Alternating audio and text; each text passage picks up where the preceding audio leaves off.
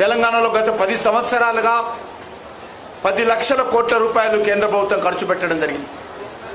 దేశంలో జాతీయ రహదారుల విషయంలో కావచ్చు, దేశంలో రైల్వేల అభివృద్ధి విషయంలో కావచ్చు, దేశంలో పేద ప్రజలకు సంబంధించినటువంటి మరి ఉచితంగా రేషన్ బియ్యం సరఫరా కావచ్చు, గ్రామాలకు ప్రధానమంత్రి సడ యోజన కావచ్చు, గ్రామాలకు మళ్ళీ జలశక్తి మంత్రిత్వ శాఖ ద్వారా మంచినీటి సరఫరా చేసేటువంటి నల్లల ద్వారా సరఫరా చేసేటువంటి కార్యక్రమం కావచ్చు, దేశవ్యాప్తంగా పూర్తి స్థాయిలో అమలు చేయనున్నాం. గత 10 సంవత్సరాలుగా 4 కోట్ల ఇళ్ల నిర్మాణం చేయడం జరిగింది పేదలు. వచ్చేటువంటి 5 సంవత్సరాలు మరొక 3 కోట్ల ఇండ్లు పేద ప్రజలకు భారతీయ జనతా పార్టీ ప్రభుత్వం కట్టివ్వబోతుందని సందర్భంగా మనయేస్తున్నాం. అందుకే మరి ఖచ్చితంగా పార్టీ కార్యకర్తలు కూడా అందరూ కూడా మరింత పట్టుదలతో రానున్న రోజుల్లో భారతీయ జనతా పార్టీని దక్షిణ భారతదేశంలో, తెలంగాణలో, ఆంధ్రప్రదేశ్లో కూడా పటిష్టం చేసేటువంటి కార్యక్రమంలో ముందుండాలని మరి నేను కార్యకర్తలందరినీ కూడా కోరుతా ఉన్నాను. ప్రత్యేకంగా నేనైతే సికింద్రాబాద్ కాన్స్టిట్యున్సీకి ప్రాతినిధ్యం వహిస్తూ ఉన్నానో అక్కడ ఉన్నటువంటి హైదరాబాద్ సెంట్రల్ జిల్లాకు సంబంధించినటువంటి అధ్యక్షులు, మిగతా పదాధికారులు, మోర్చాల కార్యకర్తలు, రాష్ట్ర నాయకులు, అదేవిధంగా సికింద్రాబాద్ మహంకాళ జిల్లా అధ్యక్షులు, జిల్లా పదాధికారులు, మోర్చాల పదాధికారులు, రాష్ట్ర నాయకులు అందరికీ కూడా వ్యక్తిగతంగా నా తరఫున కూడా పేరు పేరున ధన్యవాదాలు తెలియజేస్తా ఉన్నాను. సికింద్రాబాద్ పార్లమెంట్కి సంబంధించినటువంటి ఓటర్లు కూడా అనేక రకాలుగా మరి కష్టపడి ఎండలను కూడా లెక్క చేయకుండా పోలింగ్లో పాల్గొన్నారు కాబట్టి ఈరోజు మనం ఢిల్లీకి రావడం జరిగింది. వాస్తవంగా సికింద్రాబాద్ కాన్స్టిట్యున్సీలో కాంగ్రెస్ పార్టీ ముసుగులో మజ్లిస్ పార్టీ పోటీ చేసింది.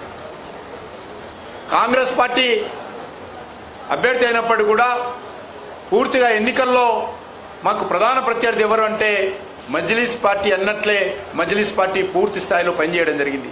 అయినప్పటికీ సికింద్రాబాద్ కాన్స్టిట్యున్సీకి సంబంధించినటువంటి ప్రజలు మరి మజ్లిస్ పార్టీ కుట్రలను ఏదైతే కాంగ్రెస్ ముసుగులో మరి ఈరోజు బీజేపీని ఓడించాలని ప్రయత్నం చేయడం జరిగిందో దాన్ని సమర్థవంతంగా ఎదుర్కొన్నారన్న విషయాన్ని ఈ సందర్భంగా మనవి చేస్తూ మరి ఏదైతే కార్యకర్తలందరూ కూడా మీ గ్రామాలకు, మీ మండలాలకు ఫోన్లు చేయండి. ఎప్పుడైతే ప్రమాణ స్వీకార కార్యక్రమం 6:30 గంటలకు ప్రారంభమవుతుందో అదే సమయంలో అన్ని మండల కేంద్రాలలో కూడా మరి ఊరేగింపులు నిర్వహించి ఒక పండుగ వాతావరణంలో మేళ తాళాలతో మరి దేశమంతా కూడా కార్యక్రమాలు నిర్వహించాలని చెప్పి పార్టీ అధ్యక్షుడైనటువంటి జగత్ ప్రకాష్ నడ్డా గారు పిలుపునిచ్చారు. ఆ పిలుపును మరి రాష్ట్ర అధ్యక్షుడుగా నేను కూడా కోరుతా ఉన్నాను.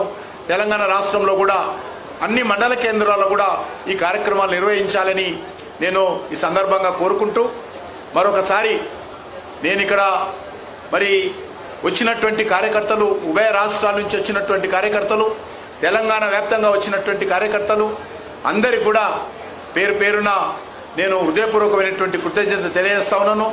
అనేక మంది మరి ఈరోజు మరి ప్రమాణ స్వీకారం కార్యక్రమం చూడాలని వచ్చినప్పటికీ కూడా మరి అక్కడ ఉన్నటువంటి స్థల ప్రభావంతో చాలా తక్కువ మందికి మరి భారత ప్రభుత్వము ఆహ్వానాలు ఇవ్వడం జరిగింది.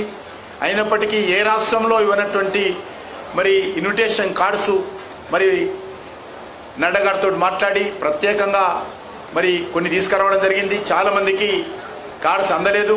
కాబట్టి పెద్ద మనసుతో కార్యకర్తలందరూ అర్థం చేసుకోవాల్సిందిగా అక్కడ అన్ని రాష్ట్రాలకు సంబంధించి సమంగా ఇవ్వడం జరిగింది.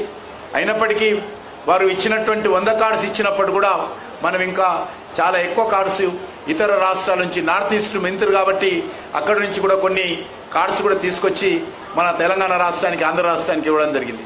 కాబట్టి కార్యకర్తలందరూ కూడా పెద్ద మనసు చేసుకొని ఈ విషయంలో క్షమించాల్సిందిగా కోరుకుంటూ అందరూ కూడా ఇక్కడ మరి ఎవరికైతే ఆహ్వానాలు ఉన్నాయో అందరూ కూడా 5 గంటలకు 5:30 లోపల అక్కడికి చేరుకోవాలి.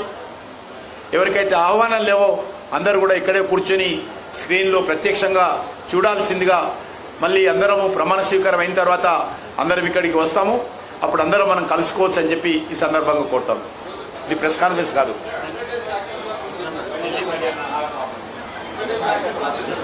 అది ఇంకా ఫస్ట్ క్యాబినెట్ మీటింగ్లో చర్చకు వస్తుంది.